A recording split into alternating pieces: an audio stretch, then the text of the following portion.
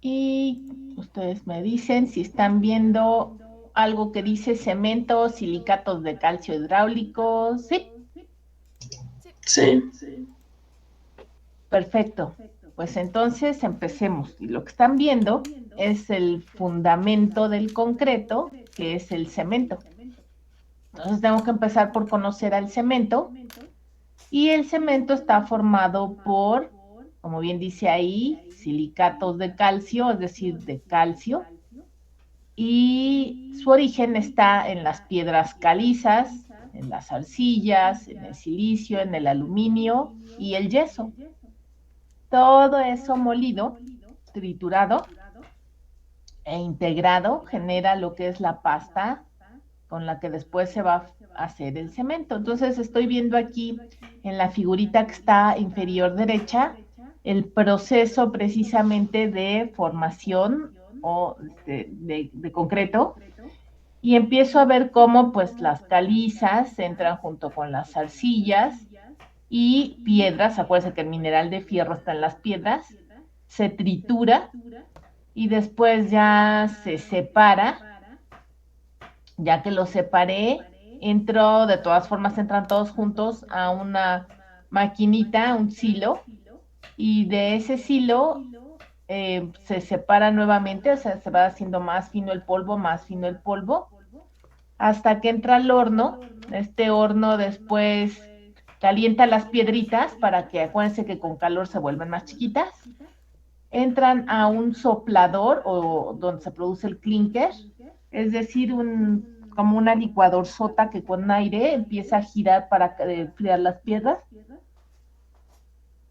Después del clinker vengo y almaceno, ese clinker es un polvo ya muy delgadito y muy fino, se le agrega el yeso o la puzolana, depende del tipo de cemento que estoy fabricando, y ya salgo con el cemento, lo envaso y lo vendo. Ese cemento, entonces, si me vengo del lado derecho, puede ser Portland ordinario o Portland puzolánico. Portland, acuérdense que es el nombre. ¿Por qué? Porque quien lo inventó, o bueno, quien lo patentó, quien generó una de las patentes y fue la primera producción que hubo, era porque se parece a una piedra en Inglaterra, de la zona de Portland. Ordinario, pues porque es el que usamos comúnmente, o puzolánico, que es el que tiene ceniza volcánica, que también es muy buen cementante. Y existen cementos con características especiales que necesito conocer porque cuando fabrique concretos en zonas específicas tengo que usarlos. Entonces empiezan los que son resistentes a los sulfatos, que se usan en zonas costeras o marítimas, de bajo calor de hidratación, que se usa cuando estoy usando volúmenes importantes de concreto y se va a producir demasiado calor y puede producir agrietamientos, o sea, hace las presas. Baja reacción de álcali, eso es para cuando estoy en ambientes, pues como dice aquí, que tienen cuestiones alcalinas. Y después, pues vienen el cemento blanco, que se le quitan por ahí calizas, bueno, las calizas se seleccionan en el color, trae caolín y trae yeso, el caolín en lugar de las arcillas, y algunos agregados pueden generar que también hagan una reacción y no fragüe el concreto, esto de los álcalis, por eso pues está este cemento, dependiendo el tipo de agregados que encuentro en la zona. Al final del día, la diferencia entre el mortero y un concreto es que el concreto está hecho con cemento hidráulico, igual que el mortero, solamente que este cemento hidráulico se le ponen agregados más agua para hacer un concreto, mientras que el mortero solo se queda con más contenido de cal y arena, no tiene los agregados gruesos. Esa es la diferencia con el mortero. El mortero, al tener más cal, hace que la pasta, cuando le vuelva a agregar agua, se vuelva viva, es decir, vuelva a adherir y pegar. Por eso el mortero pueden estar pegando tabiques por muy largo plazo, porque nada más le agregan agua a la mezcla y otra vez vuelve a reaccionar, mientras que el concreto no. El concreto, cuando le echo el agua, hace la reacción, fragúa rápido y ya no hay forma de volverlo a revivir, ya empieza a fraguar. Entonces, si me voy acordando, pues esto de agregar cemento, agregados y agua, los agregados son finos y gruesos, gruesos para dar la resistencia, finos para dar la manejabilidad. Se llama dosificar la proporción entre cemento, agregados y agua. Y en función a esa dosificación, como la están viendo en la tabla de arriba, es el esfuerzo resistente a compresión que va a tener el concreto. Si me fijo, el esfuerzo resistente a compresión es lo que llamamos F'C, y dependiendo, si se fijan, todas las proporciones llevan un saco de cemento, y lo que voy cambiando es el contenido de agua, el contenido de arena y el contenido de grava.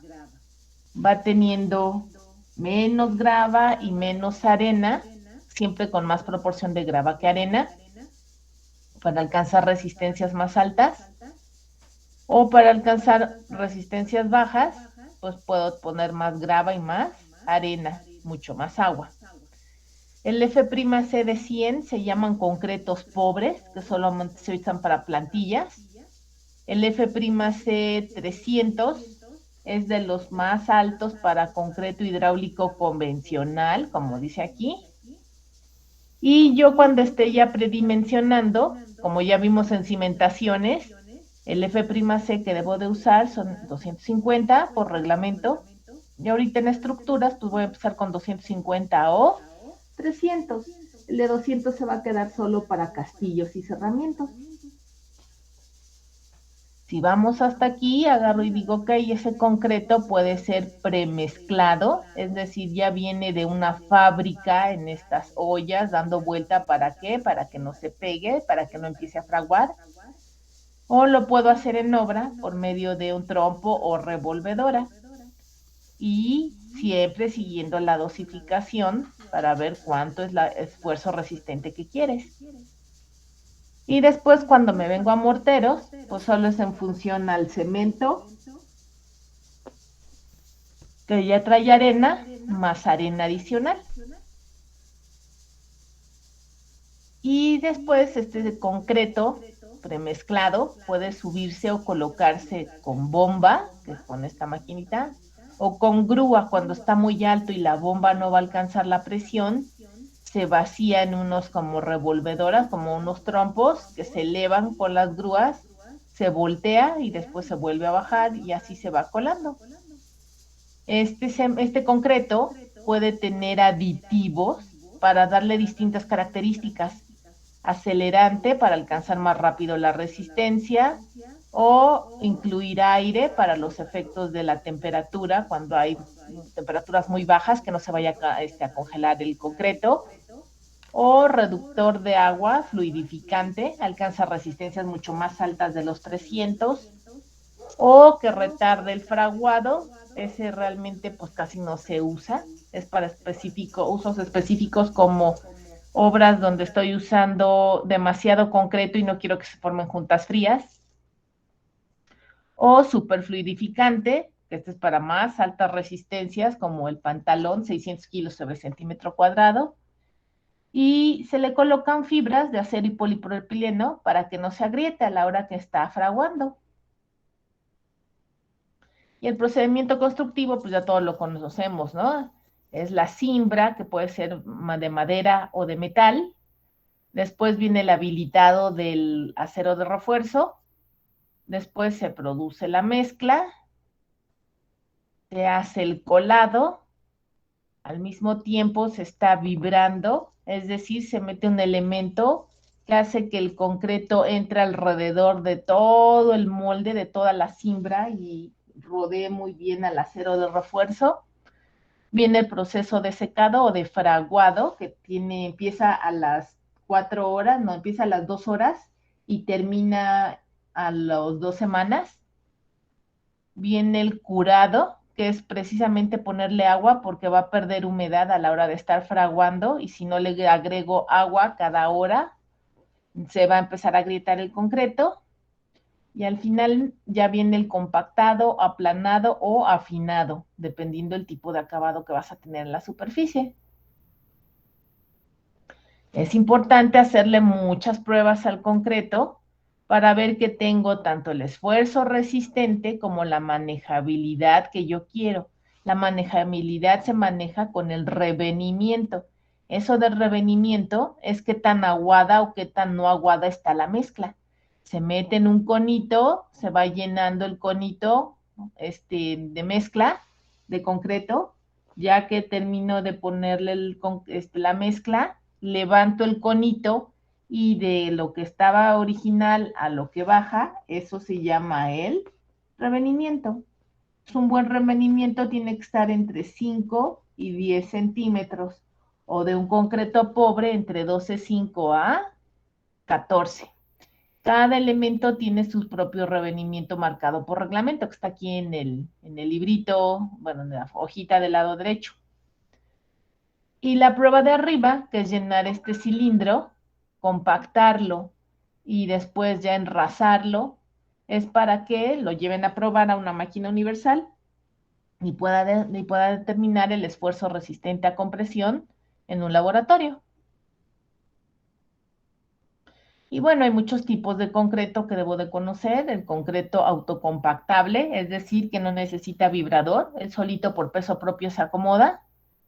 O el concreto celular, que se aligera por medio de aire, como dice aquí, espuma.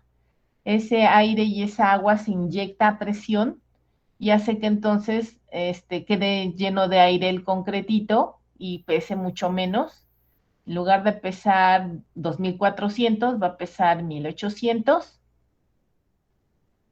O un concreto aligerado por medio de colocar poliestireno expandido, estas perlitas de plástico, se integran al concreto y entonces va llenando espacios y queda mucho más ligero.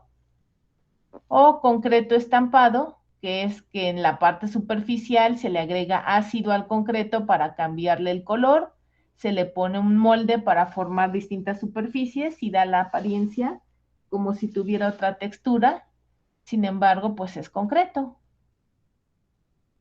Está el concreto traslúcido, que esta es una derivación, realmente él no es concreto.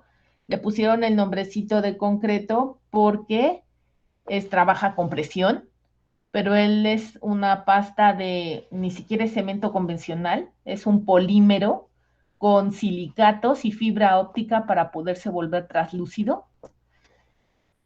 Y el concreto lanzado, que se coloca mediante mallas y se vierte a una velocidad alta para que adhiera. Y generalmente se usa como para proteger taludes en carreteras, que no se vaya a estar viniendo para abajo el material o talud, material, suelo. Y tenemos también pues, el concreto antibacteriano, que se le agrega un aditivo que mata todo lo que se le pegue encima de bacterias, fungicida. O existen distintos tipos de concreto hoy en día, autorreparables, que pueden, ¿cómo se llama? Autolimpiables.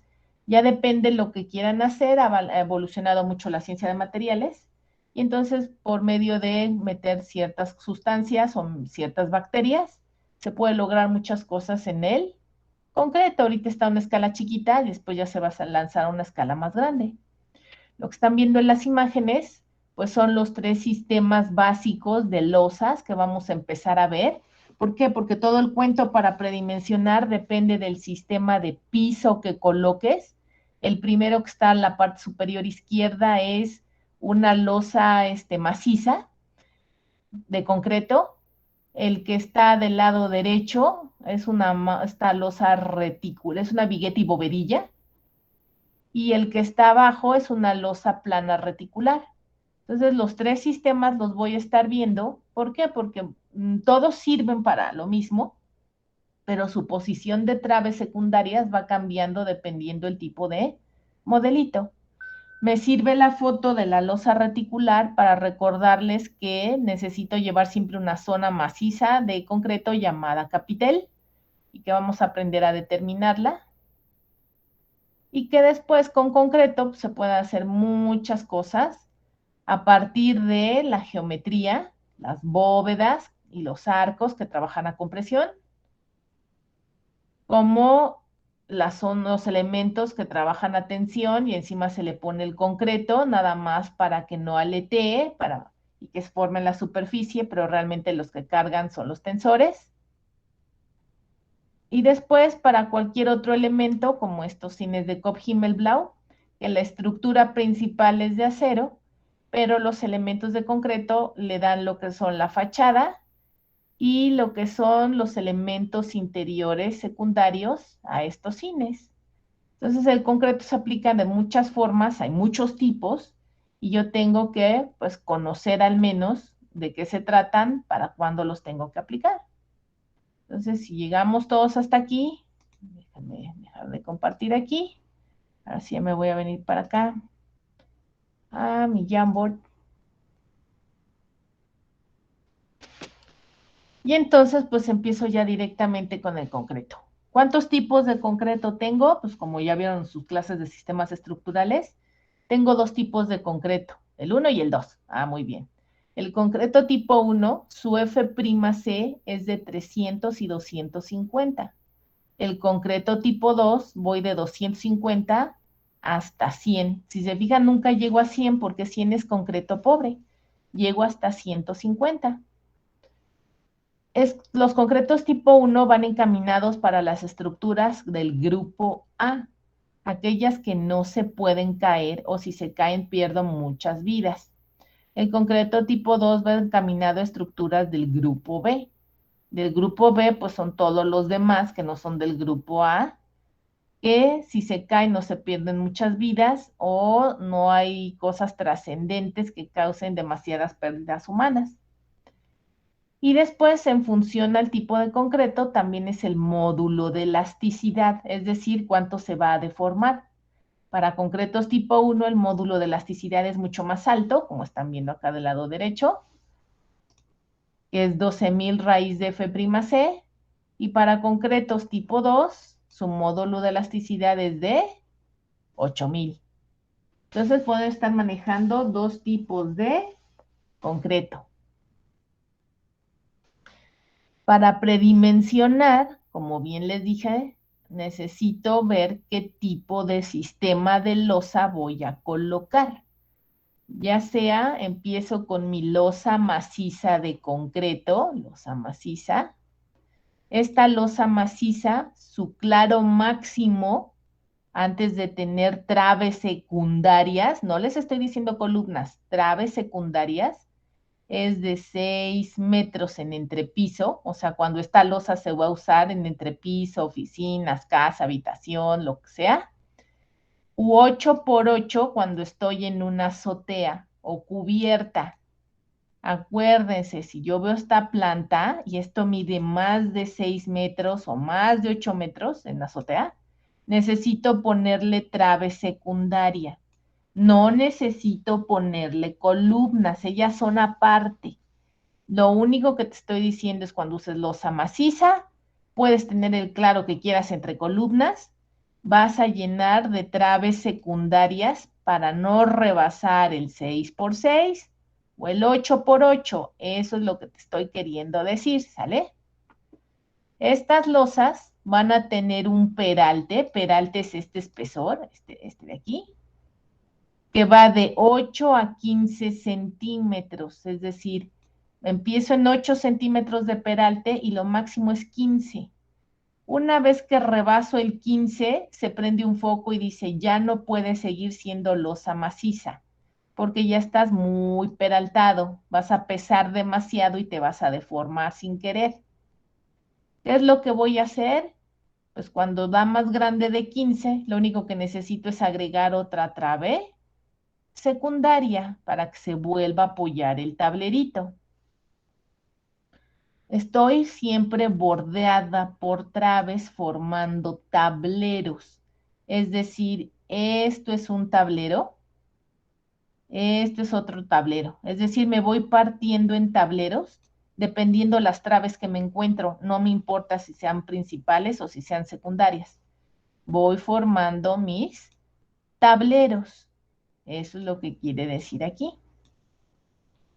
Entonces, si me vengo a la planta, están mis columnas, están mis traves principales que unen a las columnas, y si esta distancia es mayor a 6 metros, trave secundaria.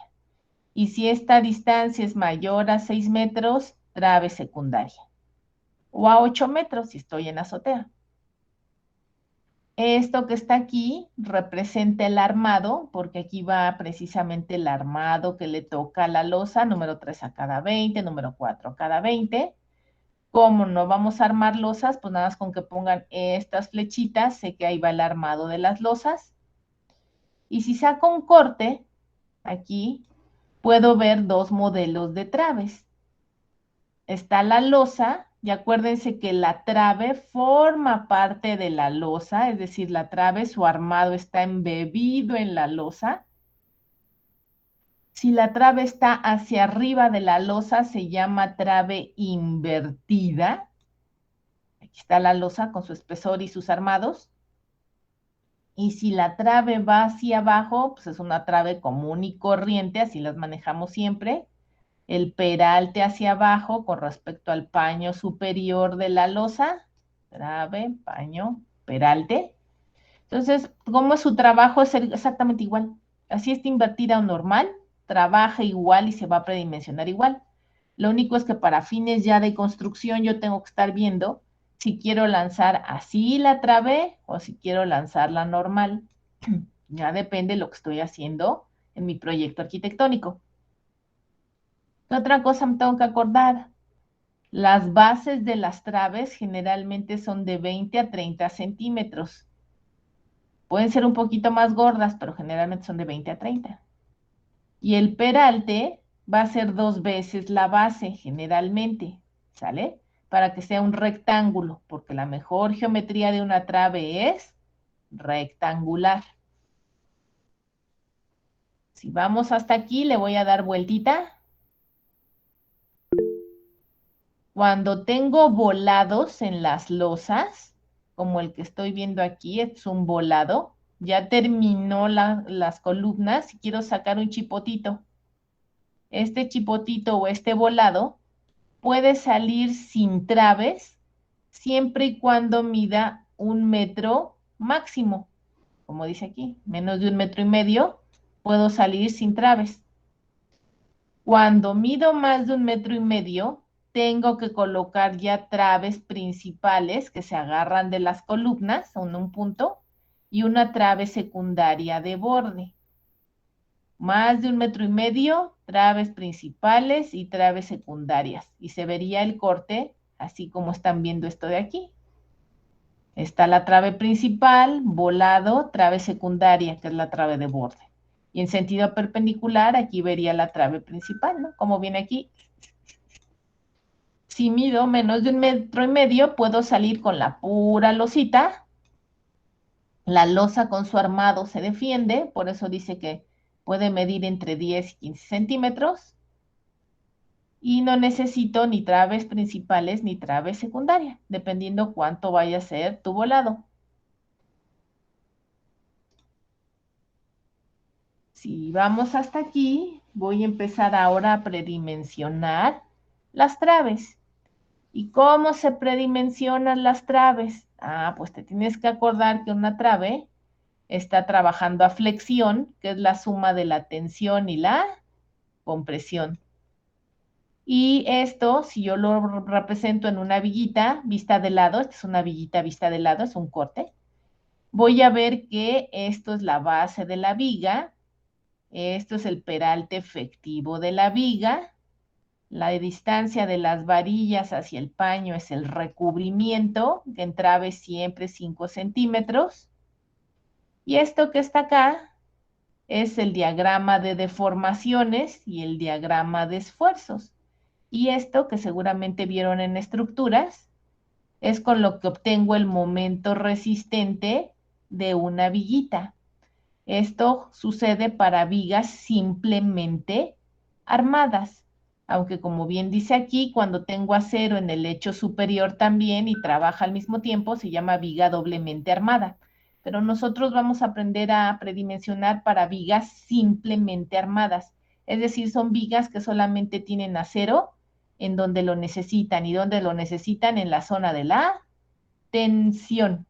Eso es una viga simplemente armada.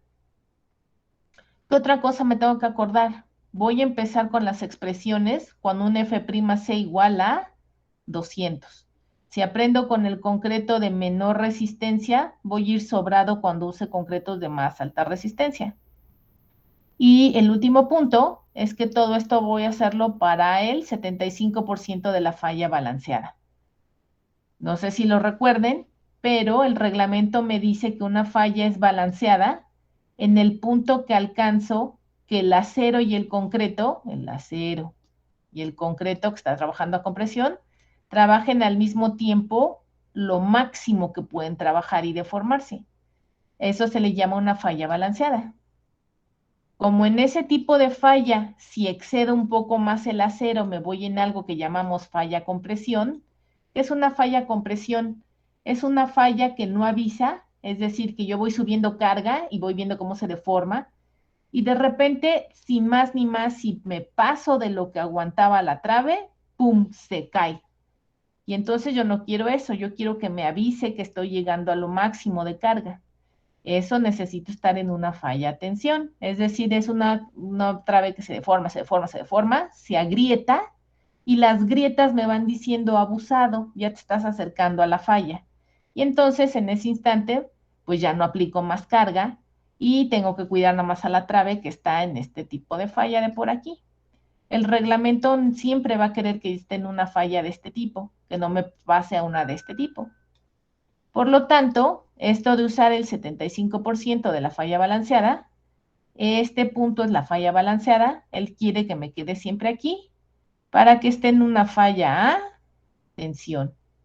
Esto solo se lo recuerdo porque ya no lo vuelvo a ver, pero el numerito que voy a poner para determinar la sección está con base en una falla al 75% del balanceado, en tensión, para un F'C de 200 y para una viga simplemente armada. Y entonces si me paso para acá, pues así es como voy a empezar a obtener la dimensión de las traves simplemente armadas. Voy a obtener el momento, que es W por L cuadrado entre 10 cuando soy trave principal, o W por L cuadrado entre 8 cuando soy trave secundaria, o W por L cuadrado entre 2 cuando soy trave embolado. Es decir, que solo me sujeto de un punto de la columna y después salgo volando. Como dice aquí, si estás en trave secundaria y quieres que vuele la trave secundaria, tienes que tocar dos traves principales para poder salir volando. No puedes volar así nada más como chipote. Tienes que tocar dos traves y después ya salir volando. Ya que tienes el momento, vas a obtener la base de tu trave, con esta expresión. El momento que actúa entre 35 por 4, estas ya son constantes para F'C 200, y eso raíz cúbica, o a la 1/3. Y una vez obtenida tu base, dos veces la base te va a dar el peralte, o sea, esta dimensión. Se tienen que acordar entonces, ya que tienes la base, el peralte, le agregas el recubrimiento y tienes la dimensión total de la trave.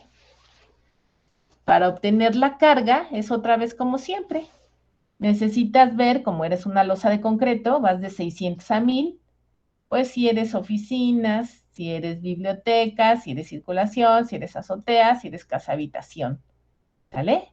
Entonces, en función a eso, vas a escoger la carga muerta y la carga viva, vas a sacar el momento, vas a sacar la base y vas a sacar el peralte. ¿Sí llegaron hasta aquí apuntando las expresiones que voy a estar usando? Yo tengo una duda, pero no es sobre las expresiones. Dime.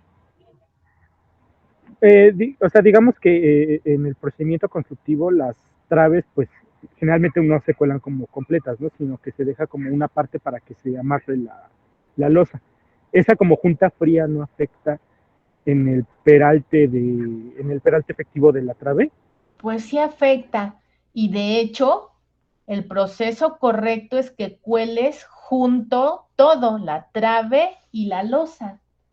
Cuando estás tú ya en obra, necesitas controlar o tratar de hacer que se generen el colado tanto de tableros como las traves correspondientes para que queden monolíticas. Si por azares del destino no puedes lograrlo y tienes que generar juntas, tendrías que agregar aditivos para que unas a los concretos. Y esa pues no es una muy buena práctica. La práctica correcta es que cueles todo de una sola, ¿sale? Vale, y otra que levanté la banda hace rato, pero ya no quise interrumpir. No vi. Ajá. Este, Cuando se vibra el concreto, esto no, bueno, había leído en alguna vez en un foro, pero pues nunca lo comprobé ni nada. Mostraba una foto en el que, digamos, no me acuerdo qué elemento de concreto, pero hasta el fondo como que se había sedimentado el agregado grueso, o sea, como que hasta abajo se veía pura grava. Uh-huh. Y habían dicho que quizá había sido por el vibrado, que, o sea, quizá habían vibrado de más y que, o sea, si el vibrado no afecta en que se sedimente el agregado grueso hasta el fondo. Mejor dicho, a ver, el vibrado lo necesitas para que se integre como cualquier pasta, muy bien todo y alcance todos los rinconcitos, ¿no? De la cima. Ahora, si se te pasa el vibrado, lo que puede pasar es, o sea, pasar el vibrado es que dejes en exceso el vibrador. Una es que los agregados gruesos los transformes en finos a la hora de estarle dale, dale, dale, dale, dale. Y los gruesos son los que dan la resistencia. Entonces ahí vas a estar cambiando las características del concreto. La otra es cuando no lo haces correctamente, lo que por naturaleza tiende a pasar es que lo que pesa más se va al fondo y lo que no pesa pues, se queda arriba. Se llama que se segrega el concreto, pero la segregación no es porque se te pase de la mano el vibrador, es porque no lo vibras adecuadamente y por eso no se integra, sino que lo que pesa más, ¡pum!, se va para abajo y lo que pesa menos se queda arriba, ¿sale? Entonces, por eso el vibrado sí es importante, tanto el tiempo como que se desarrolle correctamente, porque puedo generar los dos efectos. O me paso de más y lo vuelvo así como un atole, o no lo hago bien desde abajo hasta arriba y entonces se me segrega el concreto, ¿sale? Ok, gracias. ¿De qué? ¿Más dudas o preguntas, jóvenes? Ok, creo que ya no hay más dudas ni preguntas. ¿Qué pasó, Mario? Yo sí tengo una. Ahorita que vi las fórmulas de WT, hay una que es entre 12, WT entre 12, pero no, o sea, ahorita no la vi aquí y esa la Ah, usamos y ya me quedó la duda, esa que era no, referente. lo que pasa es que acuérdate, esa que me estás diciendo de W por L cuadrado entre 12, esa viene de mecánica de materiales, pues, y es cuando hay un sistema que está empotrado, o sea, un elemento bien potrado. No sé si se acuerdan, ¿no? Que estaban los bien potrados o los biarticulados, ¿no? O los simplemente apoyados. Como yo soy la forma rápida, el W por L cuadrado entre 12 lo ocupaban con cross o lo ocupaban con el método de desplazamientos. Y ese valor realmente no queda porque empieza después a intercambiar su valor con otros, dependiendo qué tan rígido es la trave con respecto a la columna que me abraza. Si se acuerdan de Cross, que empiezan a hacer el transporte y después del transporte al desequilibrio y después del desequilibrio la suma. Eso, al hacer eso en Cross, lo que están haciendo es decir, las vigas en la vida real no son empotradas, o sea, la columna no es lo suficientemente gorda para no dejarme mover. Entonces, pues como sí me va a dejar mover un poco, pues empiezo a perder momento. pero con el que empiezo es con W por L cuadrado entre 12. Eso dicho en otras palabras es, pues como yo sé que no van a alcanzar el W por L cuadrado entre 12, pero no me voy a poner a averiguar porque soy la versión rápida, el W por L cuadrado entre 10 es un número intermedio entre el empotramiento y la articulación, porque la articulación es W por L cuadrado entre 8. Es un número entre W por L cuadrado entre 8 y uno W por L cuadrado entre 12, pues da W por L cuadrado entre 10, ¿sale? No sé si con eso te respondí, Mario, o te dejé en las mismas. No, creo que me revolví más. A ver, voy a tratar de rayar aquí en mi pizarroncito. Cuando están en clase de estructuras, les dibujan una viga así. Esto significa que está empotrada. Y este empotramiento, no te dicen quién es, pero te dicen es un empotramiento.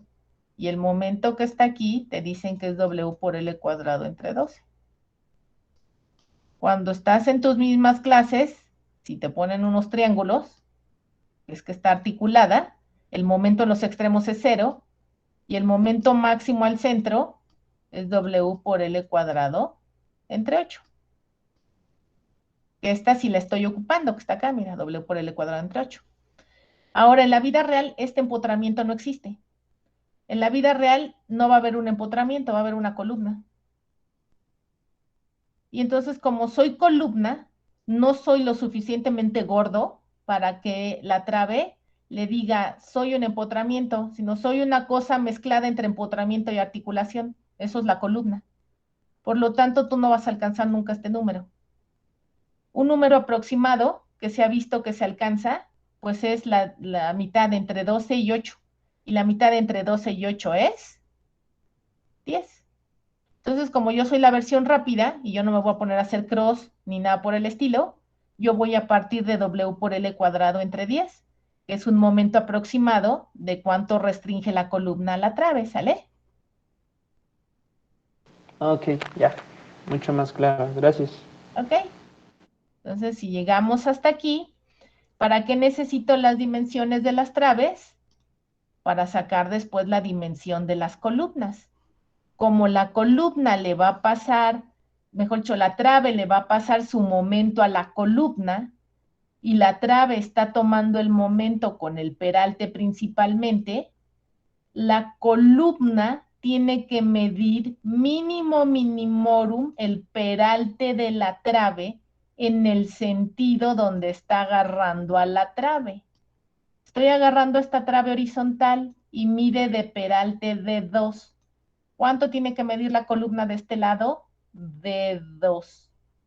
Si agarro una trave en sentido perpendicular y su peralte es de 1, la dimensión de la columna en ese sentido de la trave tiene que ser de 1. ¿Sí? ¿Todo el mundo me entendió hasta aquí? Voy a sacar la dimensión de las columnas a partir del peralte de las traves. La dimensión de la columna en el sentido de la trave va a ser igual al peralte de la trave que estoy agarrando en ese sentido. Y como dice por acá, ¿qué debes recordar? Pues debes recordar que la base de la trave jamás puede, ay Dios, rebasar al ancho de la columna. La trave no puede salirse las pompas así de la columna, jamás, jamás. Siempre tengo que ser máximo igual del tamaño de la columna, mi base, o menor. No puedo pasar la base del ancho de la columna. Como dice aquí, cada nivel tiene la propia dimensión de traves. No me importa que sea de 10 niveles, un nivel, 20 niveles. Cada nivel tiene sus traves con respecto a lo que carga y solo cargo al nivel. Yo no cargo más niveles arriba, solo al nivel que cargo. Y la dimensión de las columnas, porque si las columnas de hasta abajo cargan a las de arriba, van a ir creciendo de lo que obtengamos de predimensionamiento. Tienes que considerar que va a crecer hacia abajo 5 centímetros cada 2 niveles adicionales. Es decir, si aquí obtuve con las traves un dimensionamiento de 20 por 20, a la hora que empiezo a bajar, tengo que agregar por cada 2 niveles 5 centímetros. Aquí voy a hacerla de 25 por 25, 25 por 25. Y aquí va a crecer a 30 por 30 porque ya rebasaste 2 niveles, ¿sale? Entonces vas a ir haciendo que crezcan 5 centímetros cada 2 niveles. Aquí el ejemplo decía, ok, sacaste el de este nivel, 2 niveles abajo le sumas 5 centímetros y otros 2 niveles abajo le sumas otros 5 centímetros. Pasando de 3 niveles, ¿sale? 1, 2, 3. Entonces, con eso ya empiezo entonces a sacar las dimensiones de las columnas. Y me voy a quedar hasta aquí para empezar a predimensionar de una vez ahorita, pues un sistema de losa maciza. Ya la clase que entra hago mi losa con vigueta y bovedilla. Entonces voy a pasarme a el Jamboard de mi ejercicio.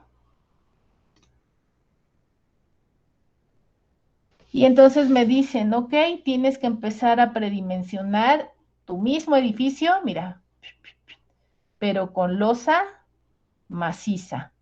Acuérdate que era un uso de oficinas. ¿Cuál es tu misión? Quiero que saque la dimensión de las traves secundarias, quiero que saque la dimensión de la viga A y quiero que saque la dimensión de la viga B.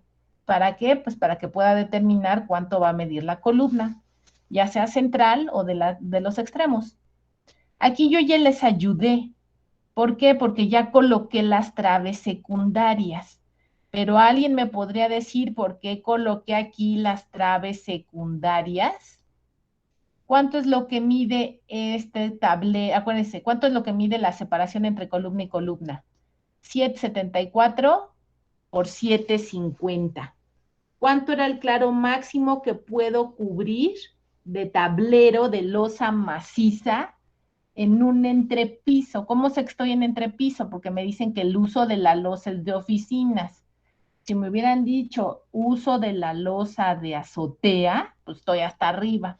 Pero soy oficinas, soy entrepiso. ¿Cuánto era el claro máximo entonces de un tablero de losa maciza de entrepiso? 6 metros. 6 metros. Muy bien, 6 por 6. Como mido 7,74 por 7,50, necesito meter una trave secundaria porque ya te pasaste de los 6 metros. Si me van siguiendo hasta aquí, ¿por qué la metí en este sentido? Pues porque se me ocurrió, igual la pude haber puesto así y no pasa absolutamente nada. Ahora, ¿por qué no puse dos traves, una así y otra así? Pueden poner las que quieran, pero mínimo minimorum, debo generar un claro que no sobrepase los 6 por 6. ¿Qué quise decir? A ver, voy a escribir por acá. Si puse la trave en medio secundaria, porque me pasé de los 6, ¿cuánto es la posición? ¿A qué posición está? ¿Cuánto me da 7,74 entre 2? Para apuntarlo aquí. Vamos a ponerlo con letra chiquita. ¿Cuánto les da la mitad del 7,74? Que es lo que queda entre la viga B y la trave secundaria. 3,87. Muchas gracias. Lo voy a poner aquí. 3,87. ¿Y por qué lo escribí ahí el 3,87? Porque entonces este lado ya fue más chiquito que el 6, ¿no? Este ya mide menos de 6, mide 3,87. La diferencia que me sobra de 6, de 3,87 a 6, o sea, si lo redondeo es 4 para 6, me faltan 2 metros. Esos 2 metros se lo puedo agregar al otro lado para seguir pudiendo decir el tablero aguanta. Es decir, si de este lado solo podías medir 6 metros, pero te sobraron 2 del otro, si esos 6 le agregas 2, máximo podrías medir 3,87 por 8 y formar un solo tablero sin meter trave secundaria en sentido perpendicular. Si llegamos hasta aquí o se repite.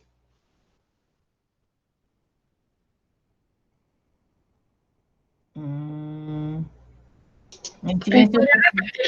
¿Podrías Ah, repetir esto último, por favor? a ver, ahí voy. Puse esta trave secundaria, porque ya me pasé del 6.